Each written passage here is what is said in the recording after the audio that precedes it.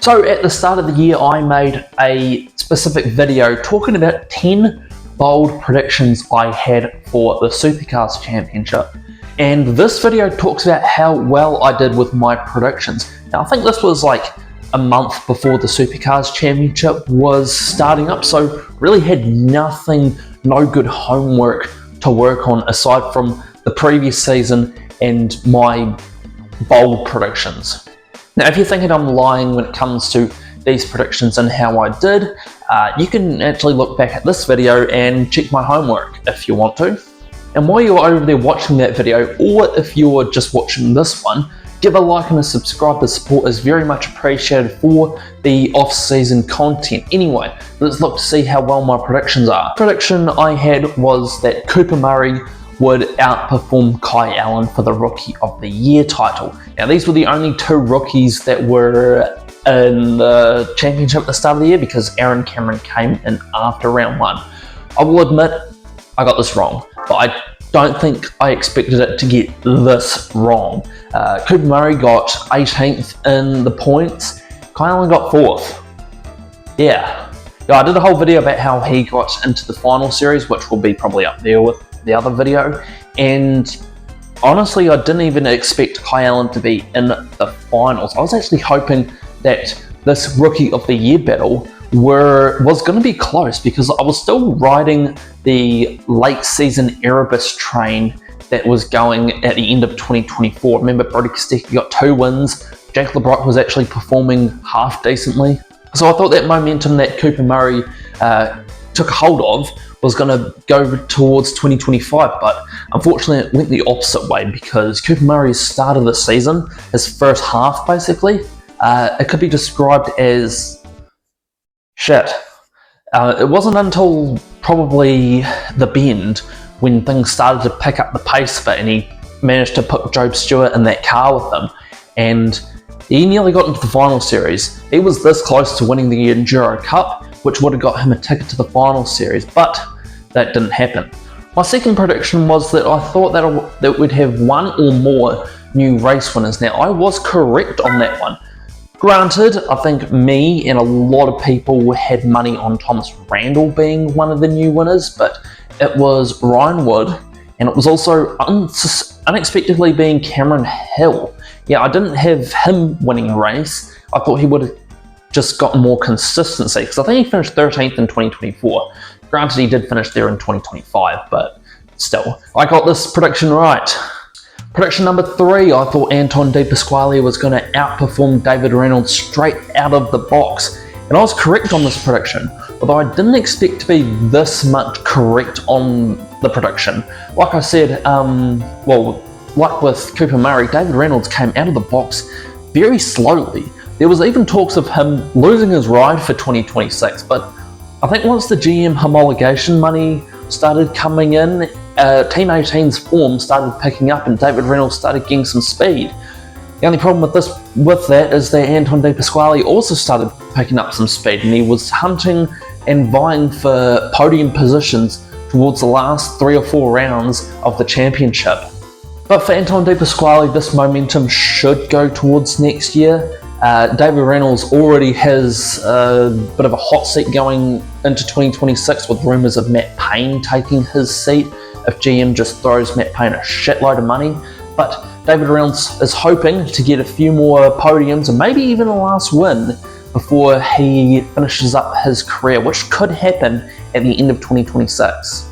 Prediction number 4 was for DJR to bounce back and win races. I'm going to say this was a win, sort of. They did win races. Brody Kostecki did win 3 of them, but they were about as consistent as expired milk. And by that I mean they were all over the place. It was good form in one round and then shit form in the next round, or even a bit of both in the same round. It was really hard to judge on how DJR was going to do in 2025, and this was Brody Kostecki. Will Davison unfortunately just was, it was consistency of hard concrete. It was not smooth at all. But I'm going to say this was a half win. Prediction number 5 was that a wild card would get a top 10.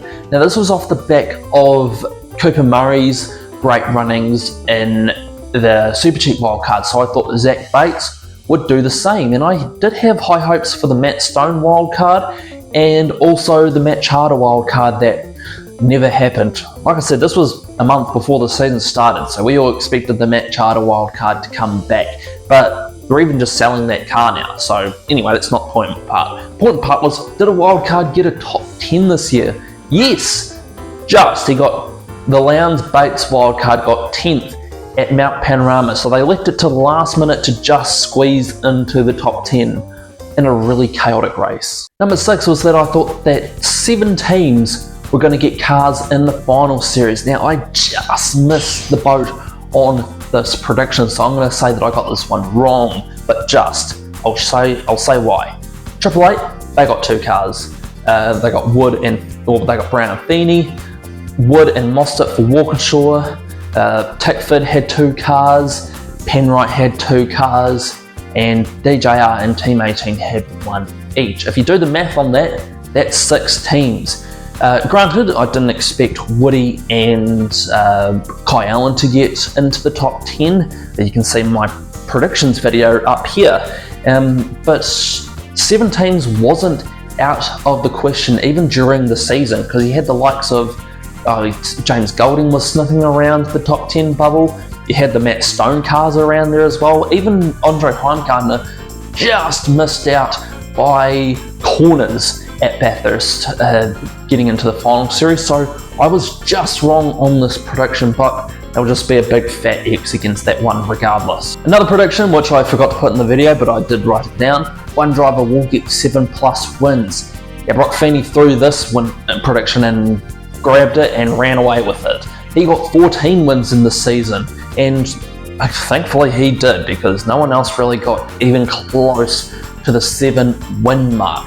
Number 8, BJR was going to get the golden rattle gun. I mean, that was just a given. They always do get the golden rattle gun. But my last 2 predictions were the boldest, and I'm going to say the most proud. Number 9 was that a Ford would win Bathurst. Now, Ford hadn't won Bathurst since 2019 with Scott McLaughlin and Alex Premer. Before 2025, Holden/Chevrolet were on a hot streak going back to the late 90s and early 2000s of winning Bathurst from Ford. But Matt Payne and Garth Tanner said, screw that, I'm going to win Bathurst for the Blue Oval. And Ford finally got a Bathurst win for the first time in the 2020s. And 10th in my predictions. You can look this up.